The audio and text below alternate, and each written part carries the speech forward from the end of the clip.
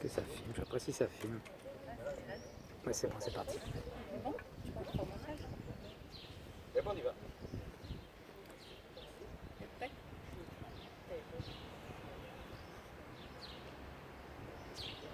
Garde à vous.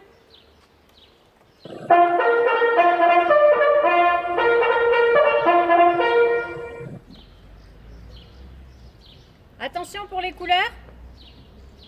Prêt pour les couleurs. Envoyez.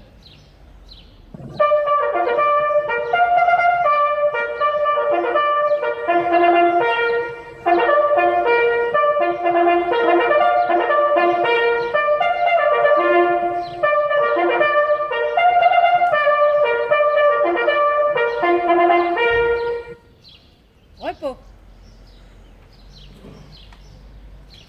Appel du 18 juin.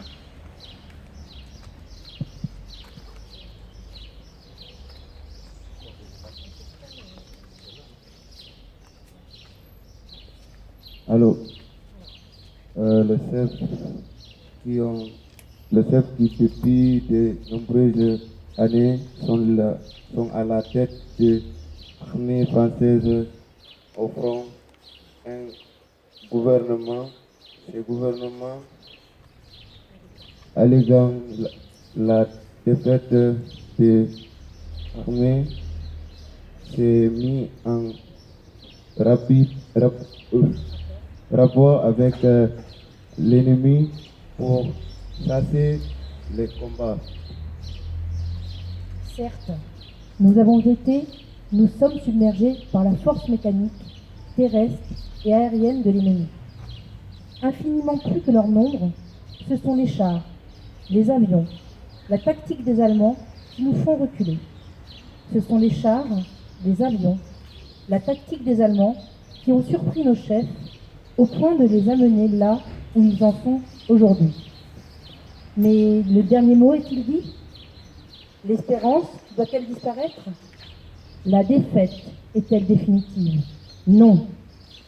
Croyez-moi, moi qui vous parle en connaissance de cause et vous dis que rien n'est perdu pour la France. Les mêmes moyens qui nous ont vaincus peuvent faire venir un jour la victoire. Car la France n'est pas seule. Elle n'est pas seule. Elle n'est pas seule. Elle a un vaste empire derrière elle. Elle peut faire bloc avec l'empire britannique qui tient la mer et continue la lutte. Elle peut, comme l'Angleterre, utiliser sans limite l'immense industrie des États-Unis. Cette guerre n'est pas limitée au territoire de notre malheureux pays. Cette guerre n'est pas tranchée par la bataille de France. Cette guerre est une guerre mondiale. Toutes les fautes, tous les retards, toutes les souffrances n'empêchent pas qu'il y a, dans l'univers, tous les moyens pour écraser un jour nos ennemis. Foudroyés aujourd'hui par la force mécanique, nous pourrons vaincre dans l'avenir par une force mécanique supérieure. Le destin du monde est là. Moi, général de Gaulle, actuellement à Londres, j'invite les officiers et les soldats français qui se trouvent en territoire britannique ou qui viendraient à s'y trouver, avec leurs armes ou sans leurs armes. J'invite les ingénieurs et les ouvriers spécialisés des industries d'armement qui se trouvent en territoire britannique ou qui viendraient à s'y trouver, à se mettre en rapport avec moi. À quoi qu'il arrive, la flamme de la résistance française ne doit pas s'éteindre et ne s'éteindre pas. Demain comme aujourd'hui, j'ai parlé à la radio de la Londres.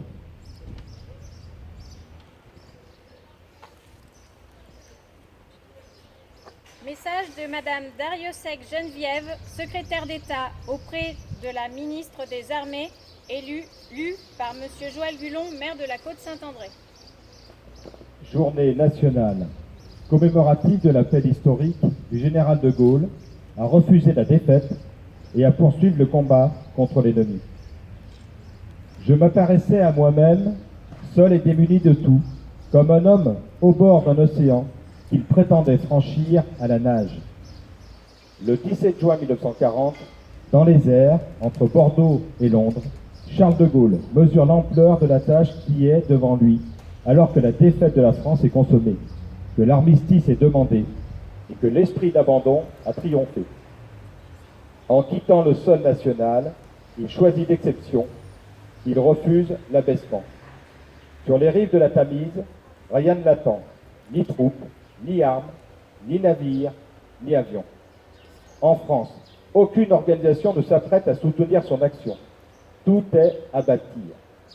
Le Royaume-Uni offre à ce naufragé de la désolation la première de ses armes, les ondes de la BBC. Dans la matinée du 18 juin 1940, le général de Gaulle rédige des mots qui font corps avec notre histoire. Il est 18 heures lorsqu'il les prononce. Dans la soirée, ces paroles irrévocables franchissent la Manche et sèment les graines de l'espérance. C'était l'appel du 18 juin, c'était il y a 80 ans, jour pour jour.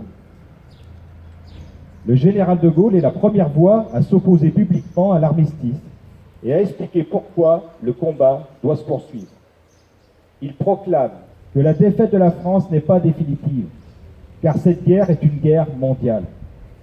Il lance un cri de ralliement à destination des militaires, des spécialistes, des ingénieurs. Enfin, il conclut un message d'espoir. Il allume ce flambeau de la résistance dont la flamme allait grandir sans jamais s'éteindre. L'appel du 18 juin n'est pas le texte d'un soir, il est le début d'une épopée, celle de la France libre, puis de la France combattante. Peu l'ont entendu. Seuls quelques groupes déterminés et quelques vaillants solitaires le rejoignent à Londres. Ils sont l'avant-garde de ceux qui refusèrent l'asservissement. La France libre n'allait pas cesser de croître. Les Français combattants se sont distingués et ont, partout, porté les armes de la France. Leur succès et leurs sacrifices se joignaient à ceux de la résistance intérieure, à ceux de l'armée des ombres. Tant de destins communs pour un même combat, le refus de la collaboration et de la libération de la patrie. Tant de femmes et d'hommes qui, aux heures les plus sombres, ont choisi de ne jamais renoncer. De Gaulle n'entendait pas seulement remettre les Français dans la guerre, mais bien y maintenir la France.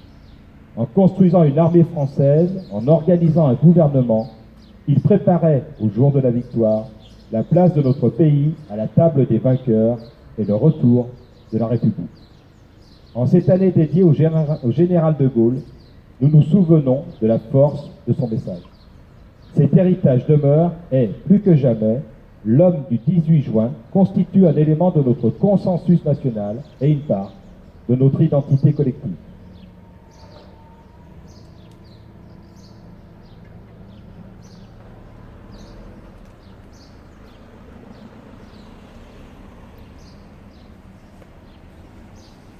Garde à vous.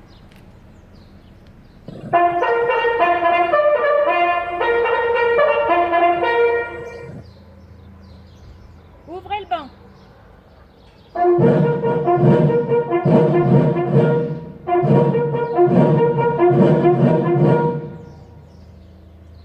Dépôt de gerbe par Monsieur le maire Joël Gulon et la première adjointe Mireille Gilibert.